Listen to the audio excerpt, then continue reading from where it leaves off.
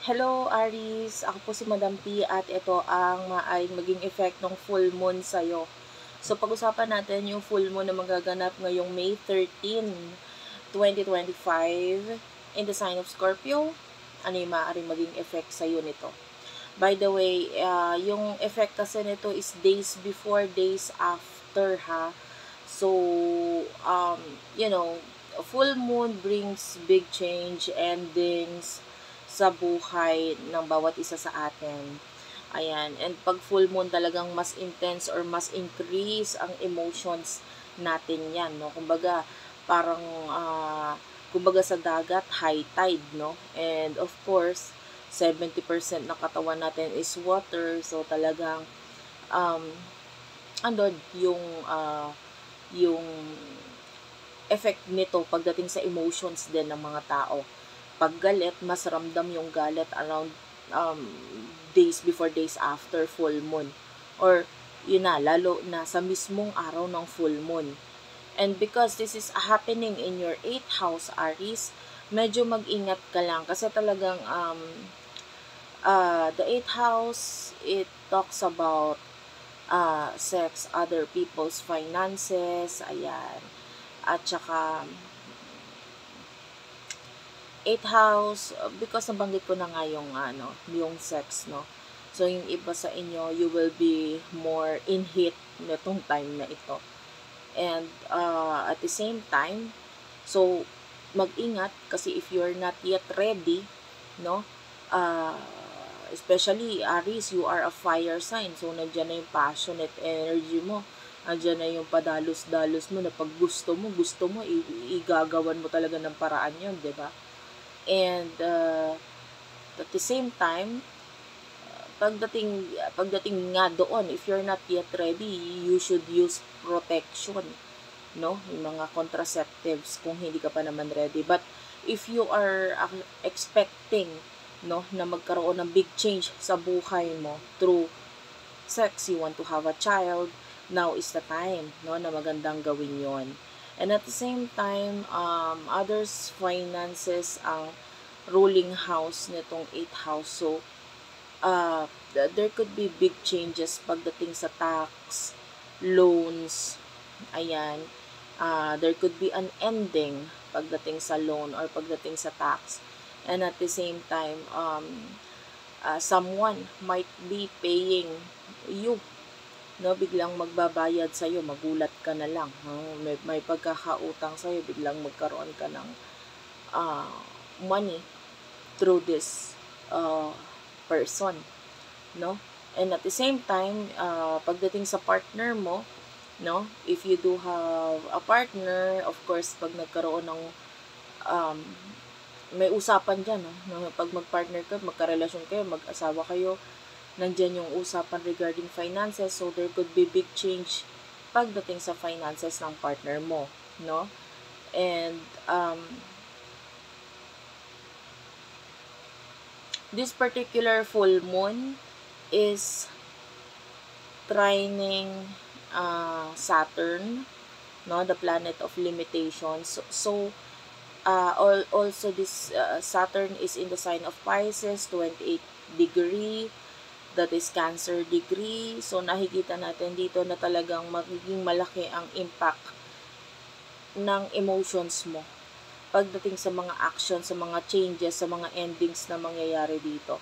So be careful, sabi ko nga, pag galit ka, be careful dito sa mga binibitawan mong salita, sa mga action na gagawain mo, kasi there's a possibility of biglang pagbugso ng damdamin mo. Pero nakikita natin na may limitasyon may limitasyon. So, pwedeng, okay, galit ka, pero pwedeng hindi mo totally mailabas yung galit na yon kasi may limitasyon, no? Para magawa yon.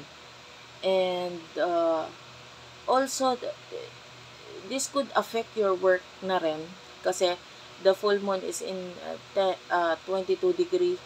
So, that is Capricorn degree. So, pwedeng yung mga boss sa buhay mo or mga taong nasusunod sa'yo, pwedeng sila yung maging malaki ang impact doon sa nabanggit ko nga sa'yo. So that there's this high chance of a boss na pwedeng pagkatiwalaan ka pagdating sa finances niya, and or boss na maging mabait and will tell you na baka kailangan mo ng utang, kailangan mo mangutang, I can lend you some money. So there's this big change pagdating sa relationship, pagdating sa boss. Okay? And at the same time, sabi ko nga boss or a father figure, ganyan.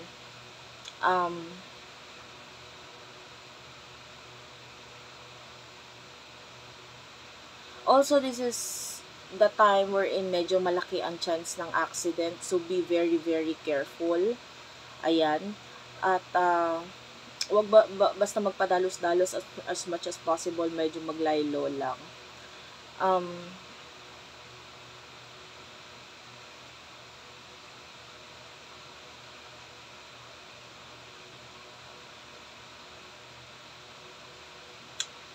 So, whatever secrets you have, this full moon, pwedeng pumutok yon days before, days after.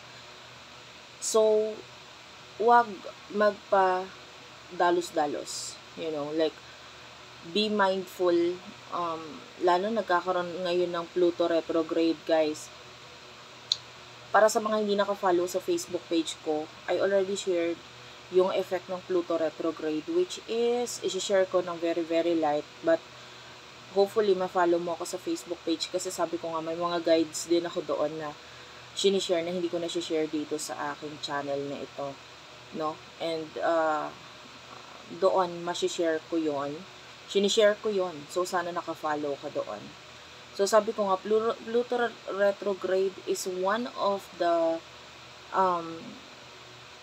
effect of that retrograde, pagbagal ng planet of Pluto, is areas na may kinalaman sa sex and secrets.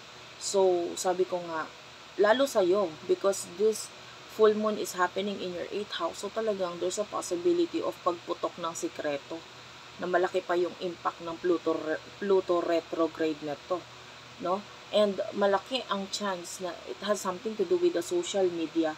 Yung mga nakakausap mo, nakaka-chat mo na in the past, there could be secrets around that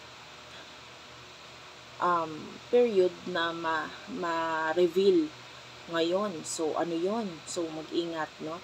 Anyway, the Pluto retrograde is going to help you naman para magkaroon ka ng growth as a person. Kumbaga, tulong nito is magkaroon ka ng growth as an individual. Tapos, ito pa nga, itong full moon na ito, pwedeng makadagdag pa yon doon sa effect ng Pluto retrograde. So, be mindful of that. Kaya nga sabi ko sa inyo, kung hindi ka pa ready pagdating sa sex, and if you're keeping a secret as much as possible, kung hindi ka ready talagang harapin yung mga sikreto na yun, they do something about it, no? Kasi there's a chance na talagang ma-reveal siya, no? And also, a lot of, or some of you, if you do have question pagdating sa iyong sexuality, ayan, pwede magkaroon ng clarity around the time of full moon, kung ano ba dapat gawin, kung paano ba maire-release paunti-unti itong sexuality ko, no? If you do have question pagdating sa sexualidad mo, or you already know what you are, kaya lang hindi mo pa kayang i-reveal sa public, so there's a possibility of you revealing that into the public around that time. Okay? So, that's it for now. Hopefully, mag-like ka, mag-subscribe ka if you like the content. And if you want more of this, be sure maka-follow ka, naka-subscribe sa channel, and hit the notification bell. And of course, comment down below kung nagustuhan mo. Kasi sobrang laki ng pasasalamat ko sa mga sumusuporta at nagko-comment sa akin.